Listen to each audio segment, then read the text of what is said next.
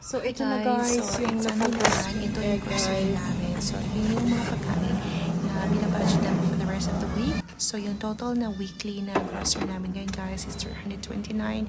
As you can see, ito na yung breakfast namin, yung yogurt, bread, at saka different meat guys. At later on guys, makikita nyo na nilagay ko yung chicken, beef, at saka baboy. Diyan lang sa normal na fridge kasi lulutuin ko yung sinigang ngayon at saka iba naman na menu no bukas para isahan na guys at saka malagay ko na din sa freezer at saka mag-reheat lang kami. Ito din yung mga pagkain at saka inuwi ni Talia, so binabudget naman for the rest of the week. Yung minsan naman may natitira na din for next week. So kung ano yung kailangan namin ibili next week, yun ang idagdag namin.